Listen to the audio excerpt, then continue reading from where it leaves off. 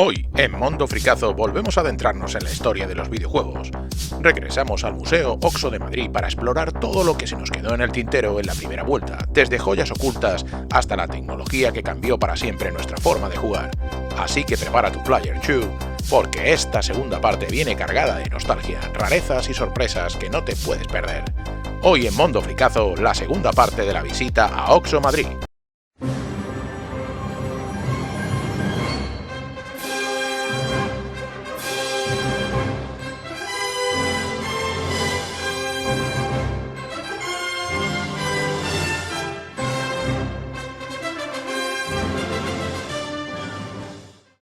En los 90, el píxel murió ante el polígono.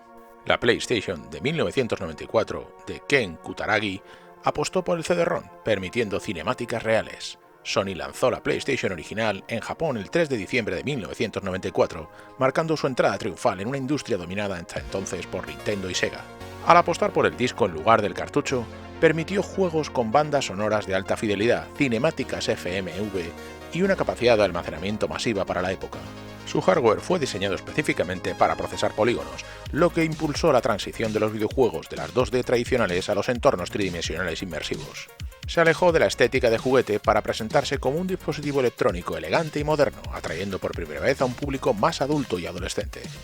1994 sentó las bases para las franquicias como Ridge Racer y posteriormente Resident Evil o Metal Gear Solid, que convirtieron la marca en un fenómeno cultural global.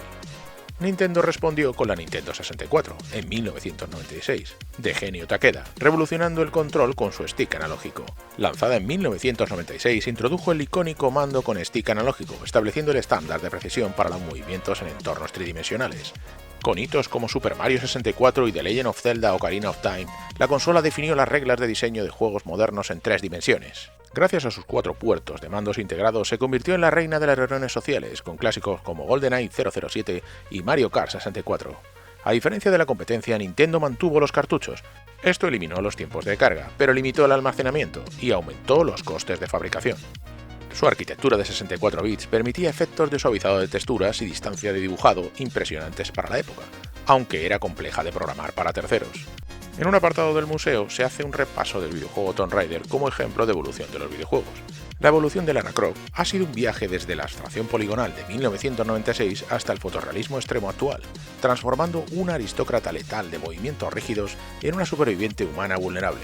Técnicamente, la saga pasó de la rudimentaria arquitectura de rejilla a implementar hitos como el renderizado de texturas húmedas en la etapa de Legend y la revolucionaria tecnología 3FX para el movimiento físico del cabello en el último reboot.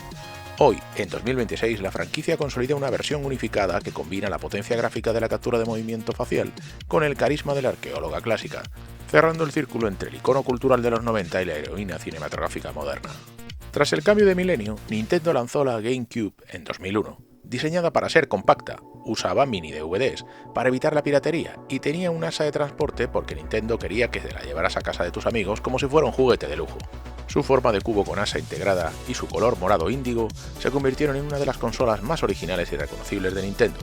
A pesar de su aspecto amigable, era una bestia técnica que superaba a PlayStation 2 en potencia bruta, ofreciendo gráficos fluidos y efectos visuales avanzados para la época.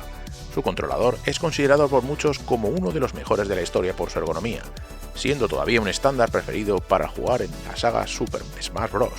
Albergó obras maestras que rompieron moldes, como el revolucionario Metroid Prime, el atmosférico remake de Resident Evil y el innovador The Legend of Zelda The Wind Waker. Pero la reina absoluta en la época fue PlayStation 2, lanzada en el año 2000. Kutaragi la diseñó para ser el centro del hogar. Fue tan potente que se rumorea que el gobierno de Estados Unidos vigiló su exportación por su capacidad de procesado. Con más de 155 millones de unidades, sigue siendo la plataforma de sobremesa más exitosa de la historia, dominando por completo la década de los 2000. Su capacidad para reproducir películas en formato DVD a un precio competitivo fue la aplicación asesina que introdujo en millones de hogares como centro de entretenimiento. Posee una de las librerías más extensas y variadas, con hitos como Grand Theft Auto San Andreas, Final Fantasy X y el nacimiento de sagas como God of War. Fue pionera en permitir jugar casi todo el catálogo de PlayStation original, asegurando una transición fluida y un valor inmediato para los usuarios. El DualShock 2 perfeccionó el mando de Sony añadiendo botones sensibles a la presión, una innovación técnica que permitió mecánicas de juego mucho más profundas y matizadas. Microsoft respondió con la Xbox en el año 2001, de Seamus Blackley, la primera con disco duro interno, y el Halo de Jason Jones, que demostró que el multijugador online era el futuro. Microsoft entró en el mercado de las consolas en el 2001 con una máquina robusta y potente, desafiando por primera vez el dominio japonés de Sony y Nintendo. Fue la primera consola en incluir el disco duro interno y un procesador Intel, eliminando la necesidad de tarjetas de memoria y ofreciendo un rendimiento técnico superior. Su éxito fue impulsado por Halo Combat Evolved, el juego que demostró que los shooters en primera persona podían ser perfectos y masivos en consolas. Sentó las bases del juego moderno, el lanzamiento de Xbox Live, transformando la forma en la que los jugadores se conectaban y competían a través de Internet. Su controlador original, apodado The Duke, fue famoso por su tamaño antes de ser reemplazado por el ergonómico Controller S. Y a comienzos del 2000, en toda esta guerra de consolas, surgió el Nokia 3310. Se convirtió en un icono cultural indestructible gracias a su legendaria resistencia a las caídas y una batería que permitía usarlo durante semanas.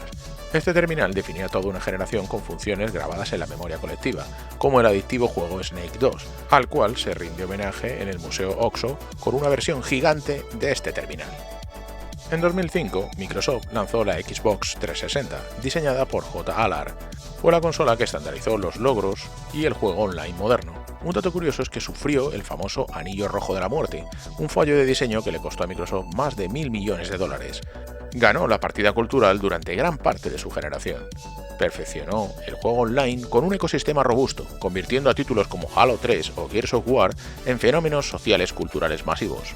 A pesar de su éxito, enfrentó una crisis histórica debido a los fallos de hardware masivo, lo que obligó a Microsoft a ampliar garantías y rediseñar la consola. Intentó revolucionar el mercado familiar con su sensor de movimiento sin mando, el sistema llamado Kinect, logrando ventas récord, aunque una recepción mixta entre los jugadores más tradicionales. Fue pionera en integrar aplicaciones de streaming y servicios digitales, transformándose de una simple máquina de juegos a un centro de entretenimiento del hogar. Sony respondió en 2006 con la PlayStation 3, la apuesta de Kutaragi por el formato Blu-ray y el complejo procesador Cell. Fue una máquina difícil de programar, pero nos dio joyas visuales como Uncharted. La consola tuvo un inicio lento antes de remontar con fuerza frente a su competencia.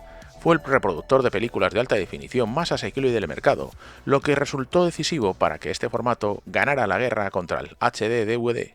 Introdujo el juego online gratuito y servicios digitales como PS Store, permitiendo el nacimiento de la suscripción PS Plus, que ofrecería juegos gratis cada mes.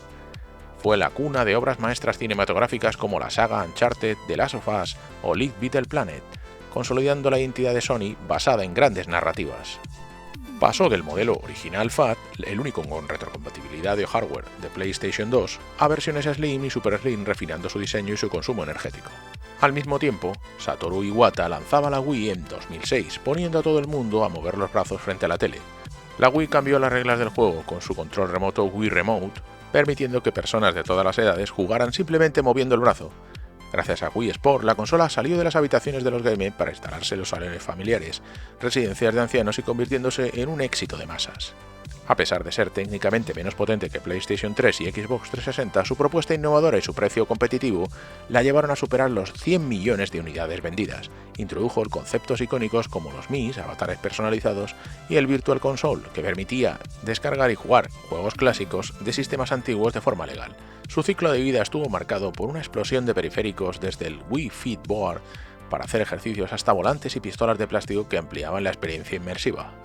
En 2013 entramos en la era de la potencia social de PlayStation 4 de Mark Cerny, enfocada totalmente en el jugador. Recuperó el liderazgo indiscutible de Sony gracias a un enfoque centrado totalmente en los jugadores y una arquitectura mucho más sencilla para los desarrolladores. Introdujo el botón Share del DualShock 4, permitiendo capturar y compartir momentos de juego de forma instantánea, algo que definió la cultura del streaming y las redes sociales.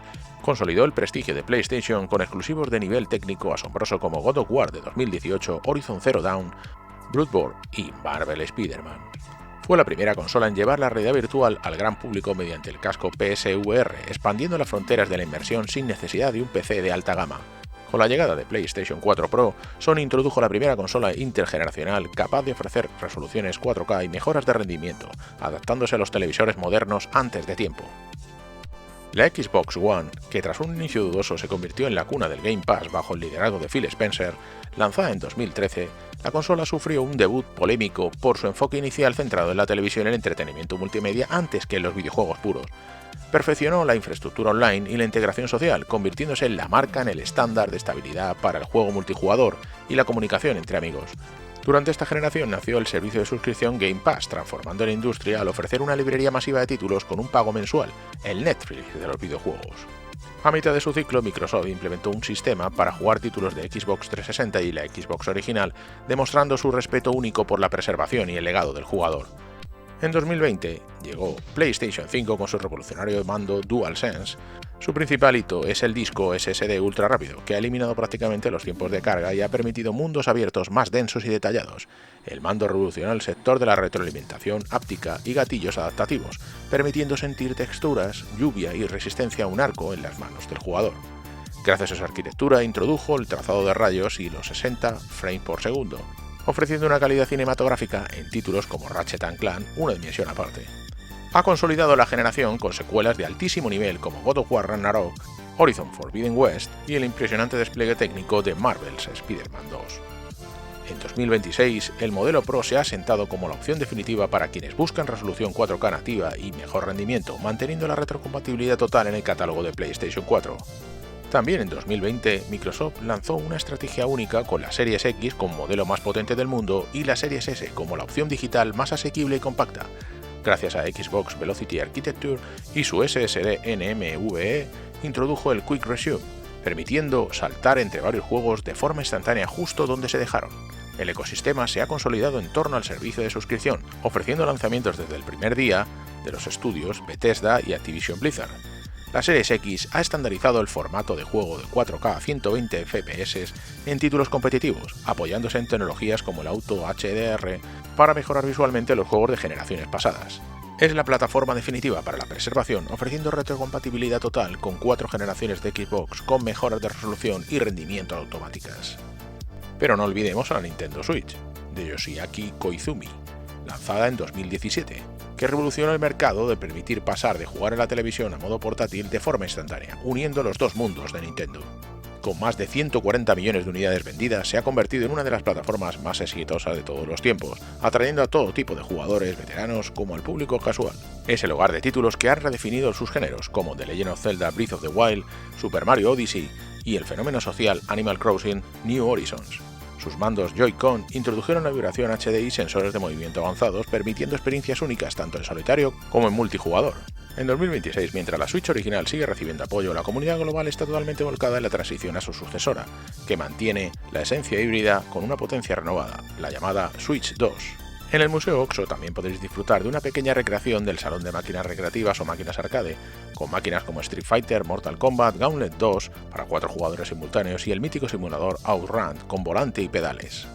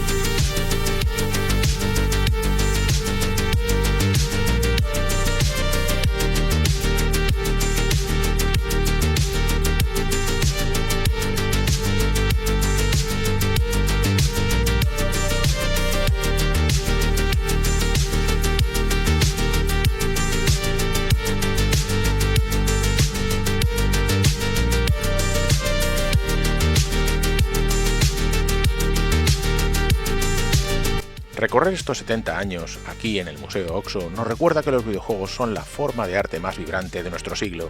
Podréis tocar y jugar con estos míticos equipos y sentir la experiencia gamer completa, desde los tubos de mercurio de la EDSAC de 1952 hasta el Ray Tracing de la PlayStation 5. La esencia es la misma, explorar mundos imposibles. Si podéis, venid a Madrid y vividlo, porque al final lo importante no es la resolución, sino no dejar de jugar nunca. No olvidéis dar al like y suscribiros al canal para más historias fricazas. Nos vemos en el próximo nivel. ¡Hasta la vista, fricazos! Mundo fricazo, vamos a disfrutar historias que te harán soñar. Mundo fricazo.